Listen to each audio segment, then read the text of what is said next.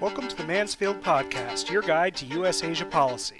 I'm your host, Tim White, and on behalf of the Maureen and Mike Mansfield Foundation, thank you for joining us. This season, we'll be speaking with a dozen experts, academics, and practitioners in the field of Japan studies. We'll be looking at their work, as well as the professional experiences that have shaped their career paths. These individuals all participated in the 5th cohort of the U.S.-Japan Network for the Future program here at Mansfield. Today we're joined by Anand Rao, Assistant Professor of Political Science and International Relations at the State University of New York, Geneseo. Dr. Rao teaches on East Asian politics, terrorism, and national security. In 2023, he joined me to speak about his Japan journey and his interest in Japan-South Korea relations. Thank you for joining us today. It's my pleasure. Thanks a lot, Tim, for having me here. Why don't you just kick us off by talking about what it is that you work on? Okay, I am an assistant professor of political science and international relations at SUNY Geneseo in Western New York. I teach a variety of courses, but my real bread and butter course is a course on politics of East Asia. I do consider myself to be both a generalist and also a Japan hand, if you will. I lived in the country of Japan for nearly 10 years, between the years 1996 and 2009. And I'm interested in all aspects of Japanese domestic politics and foreign policy. I wrote my doctoral dissertation on Japanese immigration policy in the post-Cold War era. In recent years, I've become very interested in the bilateral relations between Japan and the Republic of Korea, aka South Korea, as well. So you mentioned that you spent about 10 years in Japan.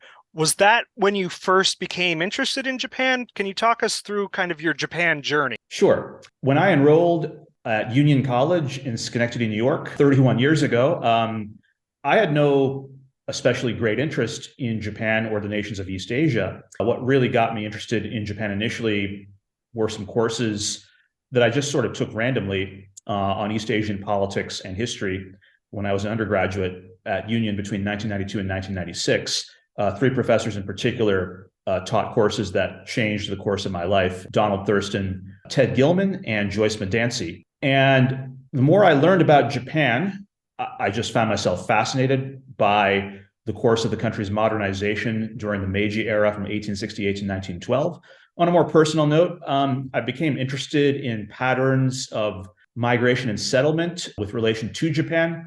I am the son of immigrants who came to the United States from India, and I became interested in Japan due to my background, in part because while growing up, I was aware that my mother and father had left India as part of a general brain drain, right? Many of India's best and brightest, once they had the opportunity to do so, left India, especially for the United States, once all racially discriminatory barriers to immigration to the U.S. were lifted after the year 1965. My mother and father actually first moved to Ireland, where I was born. And then when I was very young, we moved to the United States, my parents, myself, and my older sister. And as I began studying Japan, one thing I found interesting was that Japan's best and brightest didn't leave the country in large numbers. Japan kept its best and brightest in the country. And I began to realize that patterns of migration from Japan to the US were much more similar to that of, let's say, a late developing European country like Italy. There had been significant migration from Japan to Hawaii and the US mainland, I learned, in the late 19th and early 20th centuries, before the door was slammed shut by racially discriminatory legislation signed into law by President Coolidge in 1924. And then after the barriers were lifted in 1965, Japan's best and brightest, again, did not leave in large numbers, and they built their country into one of the most prosperous, most livable places on earth in the post-World War II period. And I became more and more interested in understanding what the Japanese had done, why it had worked so well, why so few Japanese had contributed to that country's minuscule brain drain, if you will. So some Japanese did leave, but in far, far smaller numbers, relatively speaking, compared to university graduates who could speak English who left India. I think this speaks to your wide-ranging interest in Japan that I've talked to you many times and hadn't yet heard that angle on things. But one of the things that this program, the US-Japan Network for the Future, seeks to do is to find these policy-relevant aspects of the work that many academics are working on. Of course, your expertise on modern political issues naturally lends itself to understanding the policy relevant aspects, what's in the news today. But can you talk about something that has caught your attention in the last year or so that you've been paying particular attention to, and what your research has taught you about those issues?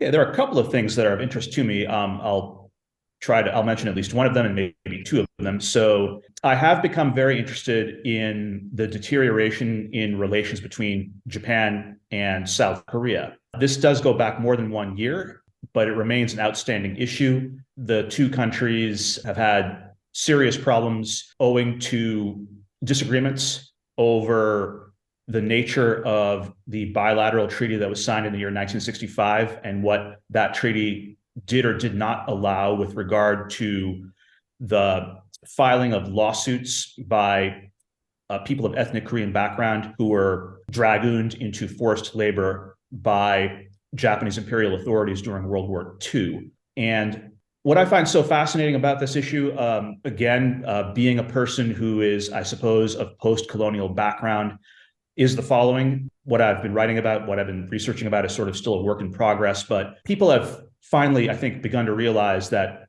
while very different from, let's say, India, South Korea is also a post-colonial country, struggling and grappling with issues of how to achieve proper redress of grievances vis-a-vis the former colonial power, which was Japan, between the years 1910 and 1945. And one indication of how much the Japan-ROK relationship has changed is just the degree to which people now are aware outside of the Korean Peninsula of what people of ethnic Korean background, how many people of ethnic Korean background feel about the injustices and atrocities that were committed against their country and their people by Japanese imperial authorities. To further elaborate on what I'm talking about here, so I think people who are older than I am could maybe confirm this, but my own sense is that 40 or 50 years ago, virtually nobody outside of Korea and who was of non-ethnic Korean background cared or even knew what Koreans felt, what many Koreans felt about Japan. It was comparable today to what the people of Madagascar think about France. What do the people of Madagascar think about France, the former colonial ruler of that island nation in the Indian Ocean? You know what? I don't think that there are 10 people outside of Madagascar and who are of non-Malagasy ethnic background who can confidently answer that question, because, to put it rather bluntly and in a somewhat insensitive way, I don't think anybody outside of Madagascar cares what the 28 million people of that island nation think about anything. And things have changed, therefore, so much in the Japan-ROK relationship. It is an indication of the near parity that the ROK has achieved with Japan, the growth and the influence of the Korean diaspora community worldwide, now 7.5 million in number. The United States, remarkably, is now home to the world's largest ethnic Korean diaspora community, bigger than the one in China. Remarkable considering that China shares a contiguous land border with Korea, while the mainland United States is an ocean away. And so this, I think, signifies a new era in Japan-Korea relations. And one comparison that comes to my mind is how US-UK relations have been bedeviled over the decades by the growth and power of the Irish immigrant community in the United States. Quite famously, this was a long time coming, but as far back as the 1920s, William Thompson, the mayor of Chicago, Illinois, once declared that if King George V of England ever visited the Windy City, he would punch him in the nose. So the hostility of Irish Americans towards the United Kingdom, towards the crown, is now something that's well known, and people understand that, yes, the US and the UK have a special relationship, but it's really not so special. And another comparison that comes to my mind is how US-Turkey relations have been bedeviled by the growth in power and influence of the ethnic Armenian community. Turkey is a NATO member state, and it's the government there in Ankara may consider that Turkey has a kind of special relationship with the United States. But again, that's not necessarily the case. A lot of Americans, because of the influence of the ethnic Armenian community, know about the 1915 genocide. They know what happened. They know that the Ottoman Turks committed mass killings of ethnic Armenians during the World War I era. And likewise, something similar is happening in the Japan-ROK relationship. More and more Americans are aware of the comfort women or sexual slaves during World War II, and also of forced laborers. So I'm very interested in where this bilateral relationship between Japan and South Korea is going. Will it come to more closely resemble the somewhat difficult relations between between the United States and Turkey, or the United States and the UK, because of the influence of very active, heavily mobilized immigrant communities in the US? Or will something else happen? That's one big area of research that is of great interest to me. And a lot of the points that you've just made are featured in a recent commentary that you did in the Times-Union, your local paper around Albany, New York. And your conclusion there is that the United States can pivot to Asia, but we should not expect allies to simply follow in lockstep because of these historical issues, and that there needs to be a better understanding of all of the historical issues at play, that simply because the United States and Washington wants these two allies to get along doesn't necessarily mean it's going to be easy to accomplish that. I'll direct our listeners to other podcasts in this series. Tim Webster, of course, spoke in depth about the labor reparations issue and how that has served as a trouble point for the Japan-Korea relationship. You know, in the time that you've been looking at that relationship, have you seen any positive developments? Are there any issues where we see them moving closer together? I know in recent years, the situation has gotten better than it was, say, in 2018, 2019.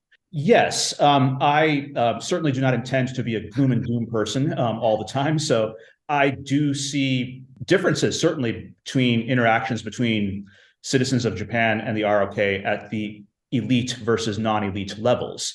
A lot of this may be a function of who dominates politically in these two countries, but at the non-elite regular person level, one indication of not necessarily cordiality, but of a willingness to at the very least get along is the fact that with the loosening of pandemic era restrictions, we're seeing a revival of tourism, right? Citizens of the ROK traveling to Japan to visit that country, and also citizens of Japan lining up to get prepared to travel to Korea. These two countries are very close to each other. A flight from Haneda Airport in Tokyo to Gimpo Airport in Seoul is virtually like a domestic flight for a Japanese person, right? Flying from between those two airports is like flying from Haneda to Kansai Airport in Osaka.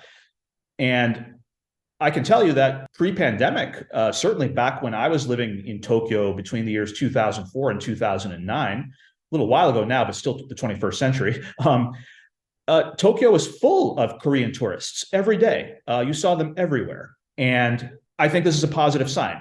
I do think there is reason perhaps to hope and believe that if an agreeable solution can be reached regarding compensation for and achievement of redress of grievances for victims of Japanese imperialism, the situation could potentially get much better. From an American perspective, what do you think the United States and the government in Washington can do? Is it just being aware of these issues? Is it playing a convening role in fostering this? Is it totally giving up on the idea that those two allies can serve as the pillar of our foreign policy in the region? What policies do you think are realistic that we could pursue in the region? Yes, great question, and a difficult question. So from what I've been reading in recent weeks, I have been reading that the Japanese and South Korean governments have been trying to work out an agreement on their own. Overall, I think this is, relatively speaking, a positive step. I think it is a good idea for Washington to observe what's going on in the dealings between the two countries without, I think, trying to actively get involved and send a message that this needs to be concluded for the sake of benefiting America's own ultimate national security objectives. I would prefer to avoid a repeat of what I consider to be perhaps overreach by Washington with regard to the December 2015 Comfort Women Agreement. There was great hope at that time that the issue would be solved once and for all. That was the initial report coming out at the end of December in 2015. And looking back almost 8 years later, one problem is that clearly on the South Korean side, President Park Geun-hye simply did not have the legitimacy to conclude such a deal with then Prime Minister Abe Shinzo of Japan. So whatever deal perhaps is concluded this time, there has to be the incorporation of South Korean public opinion. The South Koreans, by a wide majority, have to be behind whatever agreement is reached. The South Koreans, they refer to this as a more kind of victim-centered kind of framework for achieving a resolution. So I know this is ongoing. It's very difficult work, but that is my perspective. Another way for me to put this is that trying to impose a gag rule on either of these two countries regarding these issues is not a good idea. I happen to think that, generally speaking, emotional repression is not a good thing, and that, generally speaking, a cathartic release of what the Japanese call hone, right? True feelings will, in the long run, it'll lead to some discomfort, I suppose, in the short run, but in the long run, I think it'll be good. So over the last few years, you've been a member of this U.S.-Japan Network for the Future. As you coined the term for this cohort, it was cohort interrupted. We had the pandemic delay the time that you were the active group in this network. On the bright side, that allowed you to be involved in a group of people watching Japan, watching the U.S.-Japan relationship over a longer period of time. And we saw a lot of developments in the U.S.-Japan relationship over those 3 or 4 years, including, unfortunately, the assassination of former Prime Minister Abe. Was there anything from that experience, from the time that you joined the network up to now, that has been particularly surprising or insightful as somebody who watches Japan so closely? Okay, great question. So first of all, thank you for all the work you did in allowing our cohort to conclude our activities, which culminated in the trip to Japan last year, which was so wonderful in late May, early June. In terms of things that surprised me, okay, yes, one thing does come to my mind, and it is related to another issue of great interest to me. And this was something that other members in Cohort 5 also noticed. When we all arrived at Narita Airport last year in May of 2022, what was really interesting to see was that a lot of the staff members at the airport were members of so-called visible minorities in Japan, to distinguish them from invisible minorities, which refers mainly to people of Chinese and Korean ethnic background who are ethnic minorities in Japan, but who are, for the most part, physically indistinguishable from the ethnic majority Japanese population. Clearly, at the airport, there were people of South Asian background, maybe Middle Eastern background, who were there helping to process all of the enormous paperwork that had to be handled for incoming passengers coming from overseas. This was at a time when there were still severe restrictions on the entry into Japan due to the coronavirus pandemic. So that was interesting for me to see. And this is actually a part of another ongoing sort of project of interest to me. I'm actually going to be on sabbatical in fall 2023, not teaching. And one thing I hope to investigate is a project with a preliminary title, Close the Door Because of China, but also Keep the Door Open Because of China. So, and what that refers to is how Japan closed its doors due to the perception that, I know there are ongoing theories about how all this exactly started, but we do know that large numbers of coronavirus cases were first noticed in the city of Wuhan in late 2019, early 2020. So one can say that Japan closed its doors pretty tightly because of the perceived public health threat emanating from China, a rerun or repeat, if you will, of the great concerns that people in Japan felt back in 2003 during the time of the severe acute respiratory syndrome, or SARS epidemic, which also broke out initially in China. But I would say that there is also great pressure within Japan to keep the door open, also because of China, because of the rise to China, because of China's rise to the status of global superpower.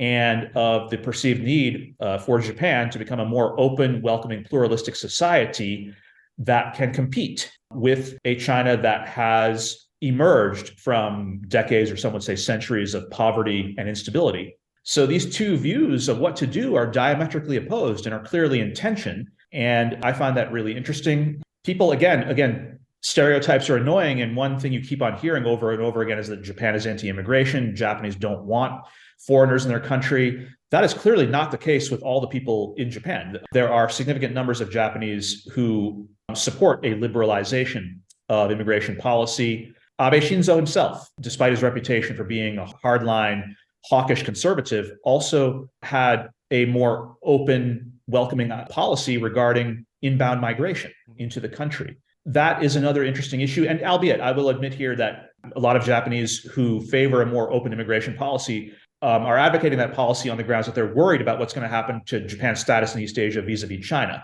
The fact that the Japanese are now talking about the need to liberalize their own immigration policy to better compete with China is really nothing new in the history of great powers or middle-range powers attempting to not just survive, but thrive in the international state system. Sounds like a very interesting project. For people who want to know more about Japan's standing in the modern world and what they're thinking, do you have a book that you would recommend to an audience that maybe doesn't have a PhD, but wants to know more and get a better understanding of Japan? Yes.